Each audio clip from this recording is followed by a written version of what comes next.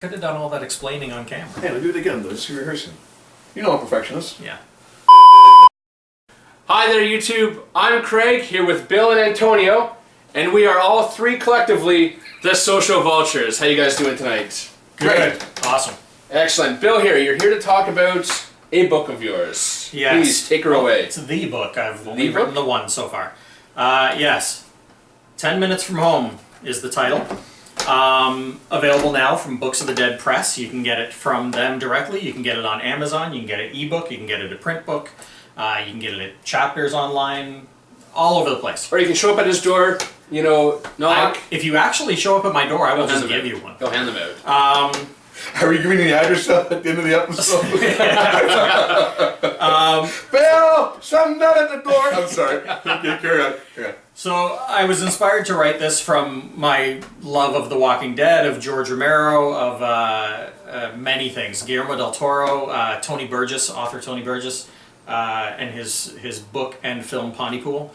And it's basically a Canadian Walking Dead. It's about a guy who lives in Pontypool, Ontario, travels to Toronto for his birthday to go see some movies at the Bloor Cinema.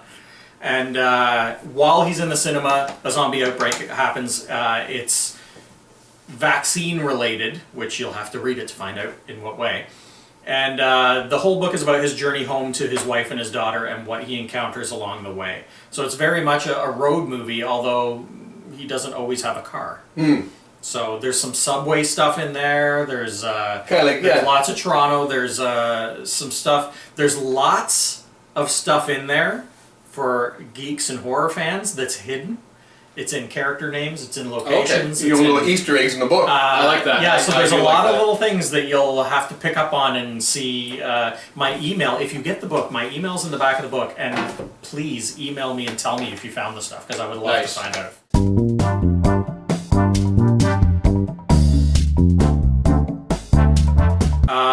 But yeah, it's very Canadian, so it's got that cool twist that if you're a fan of zombies, if you're a fan of Walking Dead, you can get your fill from this, but you're going to be going like, I've been there. Yeah, I've driven down that road. You can visualize the location. There's a lot of part that took place in Scarborough and I'm like, I have no idea where those buildings are. I've either been there or driven by them many times. But now there's 10 minutes from home. How many drafts? When were you finally happy with this? It was a Bill, lot for the book. I don't know exactly, but I would guess I was probably 10, 15 drafts maybe. Because I know you sent me a few drafts of the book that were totally different from what I finally read. Like the opening changed. Yeah, a lot changed. And the child ended up changing from what the first draft of the book. Boy and girl. So it's like, but all the parts I liked, everything you sent me was great, but it's kind of, it's okay, let's put this. Yeah, it was very, I wasn't a big fan of, I'm not a big fan of planning ahead. I wrote a basic outline of where I wanted the story to go, so I knew where it was going to end, I knew where it started, I knew where it was going to go in the middle. It starts in, urban Canada, ends in rural Canada, which is a pretty cool justification, I guess. Yeah, instead of, a lot of them go the other way around. Yeah. But that's all I knew. I didn't write out any details because I wanted it to just come organically to me as I wrote it. And I really found I got about 3/4 of the way through the book and I actually got totally stumped and had no idea how I was going to end it. And that lasted about a month and a half, and then it just came to me and I finished it. Nice. But the other thing about this that'll make it a little different from other zombie literature or zombie movies is that every character you meet in the book, almost every character, has an entire chapter devoted to their entire backstory.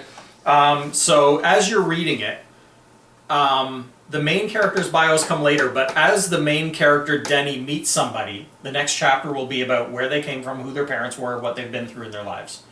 So that when you get to the next chapter and things happen, you care about everybody because you know everything about them. I was going to say, I mean, that's great to set up because I find in a lot of ways, in certain movies and certain novels as well, it takes a bit to get into a character. And you need to have that preparation, I guess is probably a good way of saying it, for people to get adjusted and acquainted with the characters, because that way, now you can care about them. Yeah. Yeah. And I've had mixed feedback from readers. Some people didn't like the bio chapters because they thought it broke up the action. but I liked that. It's what I like in a book, so it's what I wrote into my book. Yeah. I like having the break. I like that it's a cliffhanger, and then you get to find out about somebody. Well, and there's a lot of autobiographical elements in it as well. Oh, really? Okay. People's backstories. There's some of my life in it. There's some of my parents. There's some of people I know. So it's authentically Canadian. Well, there you go. I mean, like the first 2 rules of story writing is write about what you know. Absolutely. And, write about something that you care about. Yeah, which this has both. Now, talking on that, what are your plans for your second book? I know we've talked about it. You've had some ideas of kind of a couple of false starts, maybe we could honestly say. I have 3 novels that I've started that I can't decide where I want to go. There's a sequel to this that takes place, depending on which draft you read, either a year later or 10 years later. Okay, that's fair, yeah. But it's some characters from this. I won't say who, because you don't want to know who don't say nothing. Dies. But yeah, I have a sequel to this. I talked on another episode about Living Will. I have a book based on that. Oh, that's right. Yeah, you're talking about that. And I've started that one. It's going in a slightly different direction than the movie was going to go, but there's that. And then I have another one that's based on a story that I wrote a long, long time ago.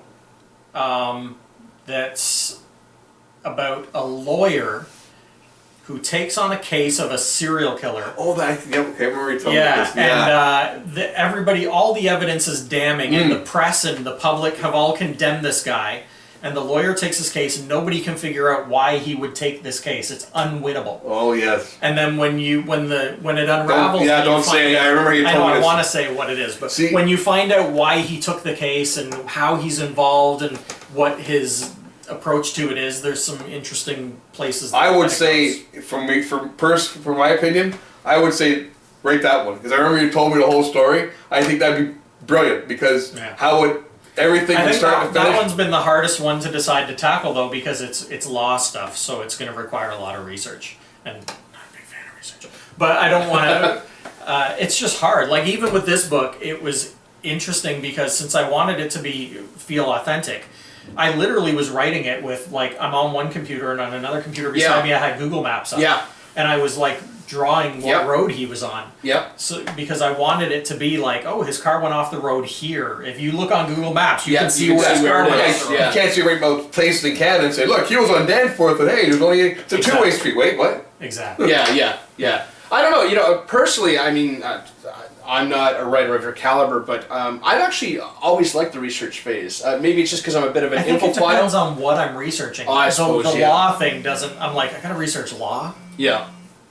But now it's so easy, just Google it. I found, I'm lazy, so I just create my own city. There's more resources. In this age of technology, there's more resources, so it might not be as bad as I'm anticipating. Yeah. Well, what is bad though is we're out of time, folks. But definitely pick up this book. 10 minutes from home.